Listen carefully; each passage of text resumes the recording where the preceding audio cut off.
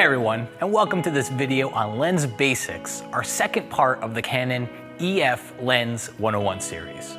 All right, first off, some quick lingo. You'll often hear people refer to lenses as glass. It's just an industry term that's become synonymous with lenses. Also, you can't talk about lenses without talking about aperture.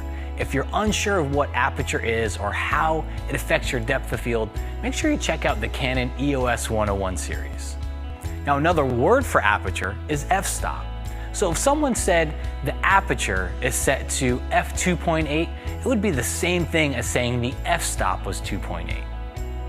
Next, let's talk about focal length. Focal length tells us how much of a scene will be captured. It's measured in millimeters, so the shorter the focal length, or the lower the number, the wider view we're able to see when looking through the camera's viewfinder. The higher the focal length, or the larger the number, the narrower the view will be. So if a lens has a focal length of 18 to 135 on it, that means you can shoot it at any focal length between 18 millimeters and 135 millimeters. That brings us to the difference between zoom and prime lenses. A zoom lens, like the 18 to 135 lens that I just mentioned, means that it can zoom in or out and you can change the focal lengths just by turning the lens. They're really versatile and they help keep us from changing lenses when a longer or shorter focal length is needed. Now, a prime lens is a fixed focal length lens. That means it only has one focal length and you can't zoom it. An advantage of these lenses is that they're sometimes lighter or more compact, and a huge plus is that they tend to have a larger maximum aperture. That means you can shoot in low light, and they're great for shooting portraits when you really want that soft, blurred background. If you have a zoom lens, it may have two apertures listed on it. That means it's a variable aperture lens. So for example, the Canon 18 to 135 lens reads f3.5 to 5.6. At its widest focal length, in this case 18 millimeters, the widest aperture you can shoot at is f3.5. Then, as you zoom in to 135, the widest aperture you can shoot becomes smaller. So when you zoom in to 135, your widest aperture would be that second number that's listed there, which is f5.6. Again, don't forget, if you've got questions on this, go check out the video on aperture in the Canon EOS 101 series if you want to learn more.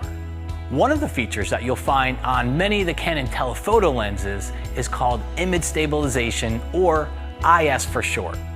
This is really helpful on a telephoto lens because when you're zoomed in on a subject, any camera movement becomes more exaggerated and you can get some blurry photos as a result. But when you turn IS on, the lens actually helps correct this to give you a sharper photo. That said, if your camera's on a tripod, it's a good idea to remember to turn the IS feature off since the lens is already stabilized. You may notice that the letters STM appear on some of your Canon lenses.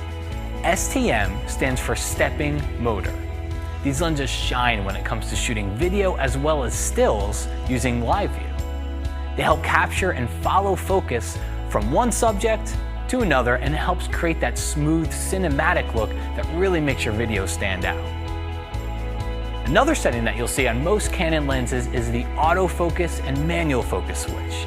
This is found on the side of the lens barrel, and it's usually abbreviated as AF/MF.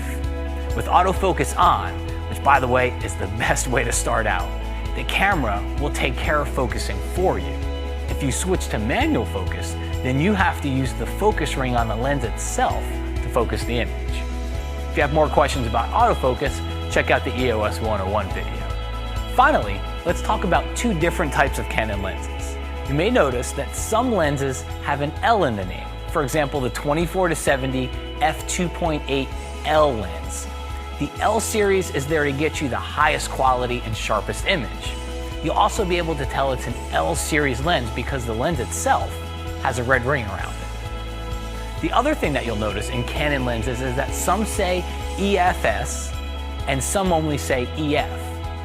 EFS lenses are designed specifically for Canon's APS-C digital bodies, such as the Canon Digital Rebel or the Canon EOS 70D.